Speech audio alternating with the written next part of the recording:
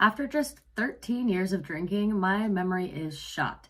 And I know that's not even that long of a time, but it's enough time to wonder what's going on with the effects of alcohol on my brain. I have a bit of experience, unfortunately, waking up in the morning after a night out or a lot of drinking and hearing about some of the random shit that I did.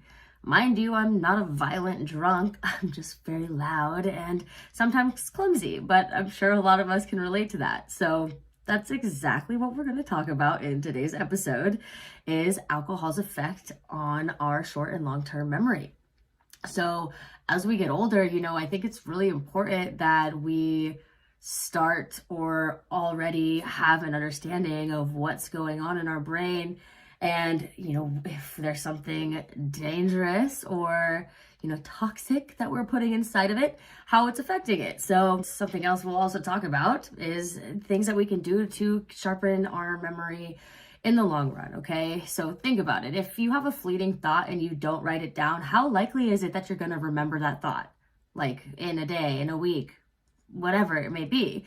Or when you're in bed at night and you have a thought and you're like, this is such a good idea, and you don't write it down and you're like, I don't need to write it down. This is such a good idea. I am going to remember it in the morning. How often is it that you remember that thought in the morning? Because I know for me, it's not very often. It's almost never, to be totally honest. So I don't know that is correlated with my alcohol consumption, but I want to know what's going on. So let's get into it. And I did link all of the resources that I used in the show notes, just, they're there if you want them. And the first most important thing that we need to understand is how alcohol actually affects our memory, like in our brain. What's going on in there? So alcohol stops the communication of the nerves that communicate in the hippocampus. And the hippocampus is what has a huge role in us forming our memories, right? The hippocampus is what basically forms memories in the brain, and alcohol prevents that from happening. So, and on top of that, there's actually a dementia specifically linked to alcohol usage, and that's called the Wernicke-Korsakoff syndrome. And if that doesn't scare you, I don't know what is. And this whole episode is not to scare you, it's to scare me. So, an article from Healthline actually says that after 21 or more drinks per week over the course of 4 years, will highly make you likely to suffer from long-term memory loss down the road. Terrifying, because if you think about it, 4 years is just a college degree, right? So 21 drinks a week. That could be 10 drinks a day for one weekend or 3 drinks a day for a whole week. That's really not that unlikely. In 4 years, there's so many people probably are at that, right? So we are just pushing it. We're pushing it. Like, that's so scary to think about, because 21 drinks for a week for 4 years isn't that long. I'm already 28. I could have done that in 3 sessions already. Terrifying, okay? And on top of that, our body doesn't even recover like it used to, right? As we age, our body, it's not deteriorating, but the things that used to help us so rapidly recover are not so rapidly recovering anymore, right? Like hangovers last longer, days even, when they only used to last a morning, or injuries, they take longer to heal, right? So our body is already aging. And then on top of that, we're going to throw alcohol in and just be like, hey, double up. Hurt us, right? So it's just crazy. And again, I'm not trying to scare you. I'm trying to scare myself, because I enjoy a good drink. And I don't think that me having a few drinks is so wrong if I put all that crazy shit in the past, right? So anyways, let's get into one of the main reasons why alcohol is really so dangerous. And I'm sure you can guess what that is, but a little history note, right? So Ryback from 1971, he called these cocktail party memory deficits. Cocktail party memory deficits. That's a fancy term for blacking out. So, by definition, blacking out is a gap in your memory while you're intoxicated, right? So, not only while you're intoxicated, but after the fact, right? I can't really remember what the hell is going on. I can remember what's going on now, but I'm not going to remember it in the future, and I definitely won't remember it in a long time. And that's if you drink too much, right? So, being aware of how much we drink is really what this all comes to. Limits, limits. Bum, bum, bum. Gotta like knock it in my head, right? So, and mind you, there's a whole percentage of people that haven't, a whole percentage of drinkers, more specifically, that haven't even experienced a blackout. Or they aren't aware. So that's kind of funny and says a lot. But, you know, think about it. Sometimes you wake up with random bruises after a night out, or maybe your friend pushed you in a bush. I don't know. You wake up with a bunch of scratches, or somebody tells you about a conversation and you just, it's not there. Don't even remember having it. It happens. It shouldn't, but if we're being honest, it happens frequent when we overdo it when we drink. Alcohol and its effects on the memory go hand in hand with how much you drink and how much it affects your memory. Okay? Simple shit right here. If you don't drink a lot, you might not really forget anything at all, or there might, if there's anything, a little tiny fuzz, but probably not. And then if you drink a decent amount, it's probably going to be a little bit foggy when you go back and think of every little detail, right? You might not remember every specific little this and that. But then, if you drink a copious amount of alcohol, there are going to be copious amounts of missing information inside of your brain the next day. Makes sense, right? You're going to be on the edge of blacking out if you drink too much. It's just how it goes. It's almost like the universe's way of being like, put your self-control seatbelt on and like be an adult. Control yourself. So I don't really know. But one thing I did learn that I did not know, but totally makes sense when you think about it. There are two different types of blackouts. The first one being N block. EN space BLOC, N block. And that is when you don't remember shit. Nothing. There's nothing there. You blacked out and it's not coming back and it's gone. Dangerous as fuck. So dangerous, right? And God, for me to think back on how many times I blacked out. And again, not a violent drunk, usually just being hella loud. And it's just crazy to think of all the bad things that could have happened. And I'm very lucky that they didn't. Still alive. We're here. We're doing great.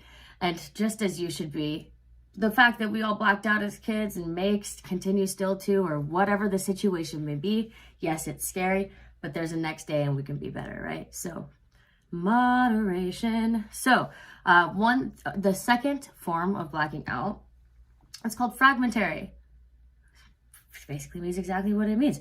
There were fragments that were missing and some was there, some wasn't. And the one thing about and this is super common, right? The most common type of blackout of the two is the fragmentary, but recalls can be triggered. So somebody can say something and you're like, oh shit, I do remember that. Like somebody can be like, hey, do you remember seeing so-and-so last night? And you're like, oh yeah, they were there. In my book of vocabulary, I call that browning out. And unfortunately, that was something that happened pretty frequently when I was drinking a lot, going through a lot, drinking a lot. I would brown out. And it wasn't like you couldn't remember anything or that it was totally gone, but it was like you didn't really care to remember and whatever. That's what I used to call it, or that's what I still call it. And it used to happen a lot. And it is what it is. So there's sensory information, which only lasts a few seconds. So let's relate this to a night out. Sensory information, you see everything going on. You're sensing things, right? So it's touch, hear, see, whatever it may be. You're seeing it. You don't really need to keep it. Sensory, it's just there. Some shit you don't need to keep, right? But if it's important, somebody tells you their name, then it goes to short-term memory. And some people's short-term memory in this situation, mostly when it involves alcohol, somebody tells you their name, how likely is it that you're going to remember that name? For some people, it's a lot more difficult than others. And once you put alcohol into play, damn, it's going to be even more difficult than it was in the first place. So as I get older, I definitely try to make sure that when you tell me your name, I remember it the first time, but if you drink too much, it's like a hit or miss. So that is what it is.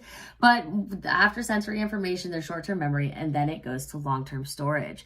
And what alcohol does is it blocks that channel from short-term to long-term. So you hear something, and there's no way in hell that if you drank way too much that you're going to be able to remember that person's name that they told you, right? So not only is it dangerous to let yourself get to the level where you aren't remembering the things that you did the night before, during, whatever, it's really, really, really bad for our brains. So it's just short-term and long-term. So it's just crazy to think about the fact of how much we've drank over the course of our lives, being like social drinkers and stuff, and how big of a beating that our brain has taken, right? And, you know, the things that we can do to make sure that we don't get to that point is make sure you eat before you drink. Don't overdo it. Drink water in between every drink. That's like the biggest one, the best one. Drink water in between every drink, right? Eating, moderating, all things that you can do to help make sure you have a fun time and not a bad time. So anyways, let's move on to something a little lighter. And this one, it didn't need to be validated, but validated some things from my college days. And I don't know if you've heard before, but they say that if you study high or drunk, you should take the test that way also. Mom or dad, if you are listening, no, you're not, because I may or may not have believed that in college. I never took it to a crazy extent where I'm like absolutely turned up in class. I always got good grades, so can't come at me too hard with this one. But let's say I was going to take an exam and I was hungover because I drank while I was studying. The fact that alcohol was still in my system might have been beneficial because it's totally legit. State-dependent memory formation. State-dependent memory formation. If you're in a certain state and you learn something, then you may only be able to recall it once you're in that same state again.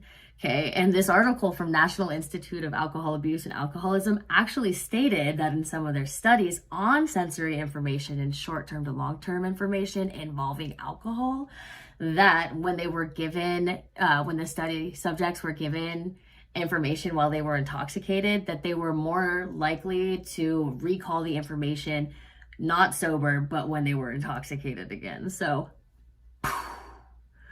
literally makes me feel a little bit better about some things from college.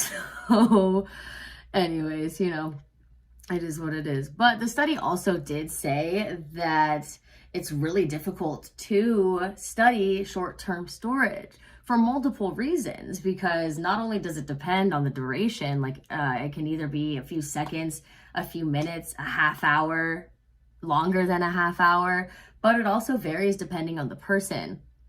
And then once you bring alcohol into the equation, once you bring alcohol into play, then you have to take into consideration the amount consumed. So just from those three things, you can see that it would be difficult to study that. And then on top of that, the only studies that have really even been done on the alcohol's effect on memory, and studies such as this, are on fully grown adult males that are hospitalized from a night out at a bar, like they're hospitalized from a bar fight or something. So that just goes to show that not a lot of studies have been done on social drinkers, or, you know, people like me that grew up in a modern age drinking society. Like, drinking is so normal. Just have to be one of the people that doesn't overdo it. That's the name of the game, right? So the memories that I have right now, I want them to last for as long as possible, right? I want these vibrant memories to stay in my brain until I can tell my kids, I don't know. I just want them to stay as long as I can. So aside from drinking in moderation, obviously, these are some of the other things that you can do to keep your brain on your toes, on its toes. So brain boosting activities, reading a book, learning something new. There's tons and tons of games, like even apps, that you can help increase your memory. And If you're one of those people that somebody tells you their name and you don't really remember like at all, maybe try to play some of these memory games. Like what if you start remembering things, obviously not that you don't want to remember, let's leave those out. But what if you start remembering things that are just like wonderful? So those could be cool. And other brain boosting activities really just need to be something that, you know, teach you something,